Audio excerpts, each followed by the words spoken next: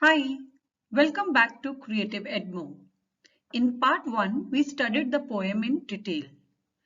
This part deals with question answers. I have provided answers to all the possible questions. So let's begin. Let's begin with the long answer question. This poem presents a movement that seems simple but has a larger significance. Explain. Or describe the incident that takes place in the poem. What is the impact of that incident on the poet? Or explain the significance of that incident. So all these ways the question can be asked. So we'll begin the answer as the poem Dust of Snow describes the incident where the melancholic poet, melancholic as you remember, in part 1, I told you the meaning. It means sad. Passes by a snow-laden hemlock tree. Snow-laden hemlock tree means snow-covered hemlock tree. And a crow perched on it. Perched for birds, we do not say the word sad. We say perched on it. Flutters away at that moment, resulting in some soft flakes of snow falling on the poet. So if a question has been asked where you just have to describe the incident, you write only this much answer. But if it is asked, explain the significance of that incident, then you continue. This simple brush with the nature in the form of dust of snow dispels all gloom and melancholy of the poet and saves the remaining part of his day that he had spent rueing. The inauspicious crow and the poisonous hemlock tree, which represents sorrow, becomes instrumental in bringing joy to the poet.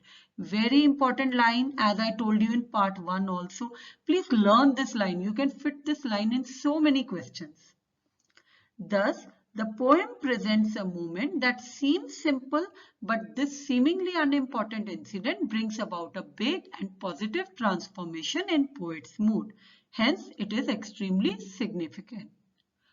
If you have not gone through part 1, please go through it. Then it would be easier for you to understand all these question answers. Now, the next question.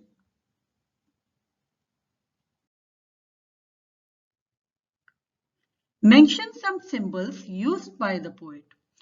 Very simple short answer. The poet uses various symbols from the nature like the crow, the hemlock tree and the dust of snow. Then again some short answers we will be taking now. And saved some part. Mention the literary device used in this line. So alliteration. If you remember, we discussed about it in detail in part 1. Repetition of S sound makes the line musical. S sound. Saved. Some. Okay. Again in fourth question, has given my heart. Mention the literary device used here. Again alliteration, repetition of H sound. Has, heart, her sound. What do you understand by dust of snow? If only the literal meaning has been asked, then you will write dust of snow means the small particles of soft snow. But you must remember there is a symbolic significance of this dust of snow too. We'll take it up in the next question.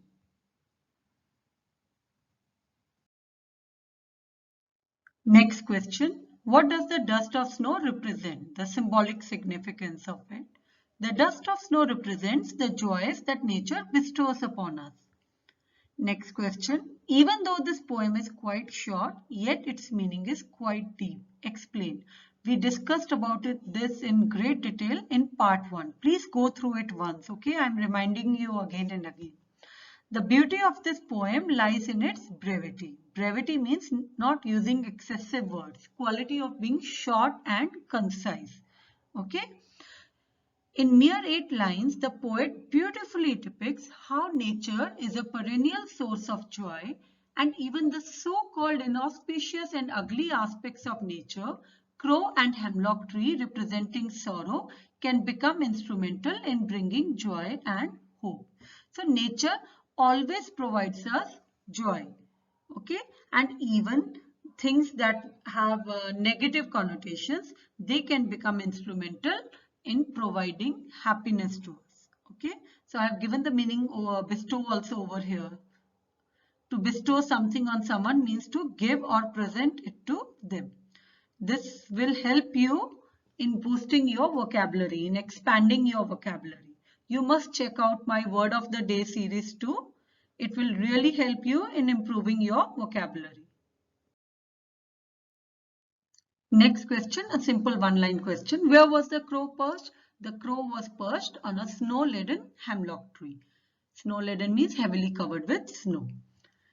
What does snow symbolize in this poem? The symbolic significance of the word snow.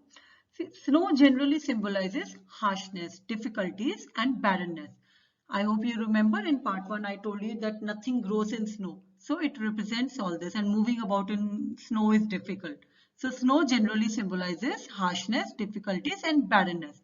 However, in this poem, snow represents nature.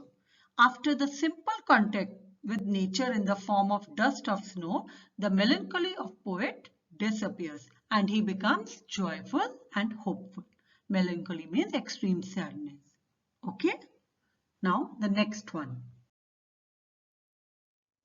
Wherever you may need, please pause the video in between to have a look at the answer. Okay?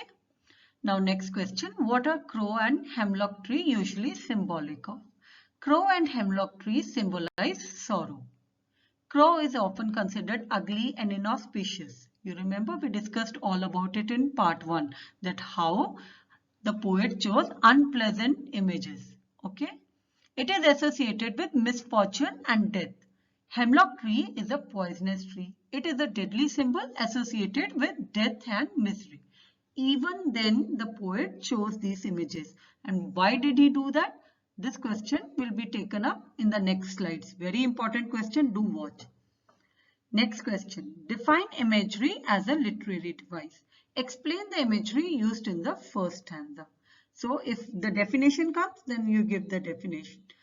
Imagery refers to the mental pictures or images which are evoked in the minds of the readers through words in a literary work. The poem Dust of Snow is full of visual imagery depicting a winter landscape with snow-laden hemlock tree and a crow perched on it. The dust of snow falling on the poet paints a vivid picture of a winter scenery. So if it is only 1 mark question or a very one-line answer, then you can write this last line also. Otherwise, you can write in detail. We discussed all about it in part 1. Now let's move on to the next question. I hope it is clear, visual imagery, that when you read the poem, you can literally imagine a winter scenery. That's what it means. Okay.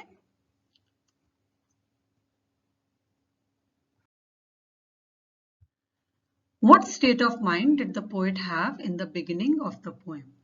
The poet was melancholic and dejected. He had spent his day rueing. Rueing means regretting, feeling sorry for something. Okay. And next, what changes the poet's mood? Or how does his mood change? Or explain the transformation in poet's mood. Very significant question. We discussed it in great detail in part 1. If you have forgotten that, please go through it once. Okay. So particles of snow displaced by a crow from a hemlock tree fell on the poet as he was passing by. This explains the incident that has occurred. Okay. This brush with nature in the form of, brush with nature means simple contact with nature. You can write that also. This brush with nature in the form of dust of snow dispels his gloom and instantly cheers him up. So all his gloom, sadness disappears as soon as he gets in touch with nature in the form of snow, snowflakes, soft flakes of snow. Okay. And instantly it cheers him up. So the nature soothes his agitated mind and transforms his melancholic mood into a delightful one. So the role of nature, the depiction of nature is also another important question which we'll take up in the next slide. Okay. So the nature has a comforting touch. It changes his mood. Okay. From melancholic mood into a delightful, happy one. So this insignificant incident brought about a significant positive change in his mood and saves the remaining part of the day that he had spent rueing. So in nutshell, this is kind of like summary of the poem. Okay, so you must remember all this. So you can fit these lines in different questions. Okay, So very important that this insignificant incident brought about a significant positive change in his mood and saves the remaining part of the day that he had spent reading. Now the next question.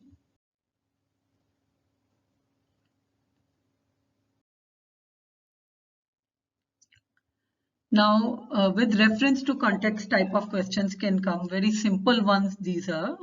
The way a crow shook down on me, the dust of snow from a hemlock tree. Name the poem and the poet. So these lines have been taken from the poem Dust of Snow, composed by Robert Frost. And name any two symbols used in the poem which have negative connotations, negative associations. You can write crow and hemlock tree. Even dust of snow is also there, but crow and hemlock tree you write because the question says any two symbols, okay? Then explain the rhyme scheme of this stanza. If you remember in part 1, we discussed how can we identify the rhyme scheme. It is A, B, A, B, alternate rhyme scheme, because crow rhymes with snow and me rhymes with tree. Remember? Okay.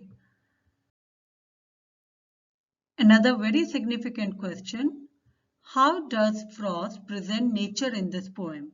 Describe the depiction of nature in the poem. How does he represent nature? Robert Frost presents nature as a perennial source of joy. Perennial means present throughout the year. The simple contact with nature in the form of dust of snow dispels all gloom and infuses poet's heart with joy and hope. Dispel means to make something disappear. Infuse means to fill.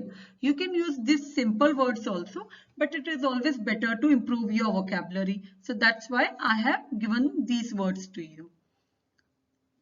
Thus, nature has a healing and comforting touch which soothes poet's agitated mind. Frost further emphasizes that nothing in the nature is unpleasant, ugly, or inauspicious. Even the symbols representing sorrow, crow and hemlock tree, can become instrumental in bringing delight and happiness. Okay, so very important paragraph. Please learn all these lines. I hope you remember in part 1 we discussed all this, what is the meaning of the word soothe, agitated. Okay, please do pay attention to your vocabulary. It will really help you to improve your English speaking and writing. I have a word of the day series. I'll provide the link in the end of this video. Please do go through it and learn new words every day. Okay. Why didn't the poet choose a beautiful tree like maple? Or why didn't the poet choose a sweet bird like nightingale? So why did he choose images with negative connotations? Okay. The poet wants to imply that it is not only the beautiful, glorious or pleasant aspects of nature that makes us happy. Even the seemingly unpleasant images like crow and hemlock tree can become instrumental in bringing hope and delight. Thus, he deliberately chooses these sad images with negative connotations rather than the images with positive connotations like the maple tree or nightingale. So connotations, I have given the meaning. Connotations is basically association. For example, when you think of light, you think of something good. When you think of darkness, you think of something bad. So these are what connotations mean. The connotations of a particular word are the ideas or qualities which it makes you think of. Or instrumental means someone or something that is instrumental in a process or event helps to make it happen. So you see the same lines are getting repeated again and again. Okay, so basically you just have to remember how to attempt a particular question. Learn few lines and you can fit it in different questions.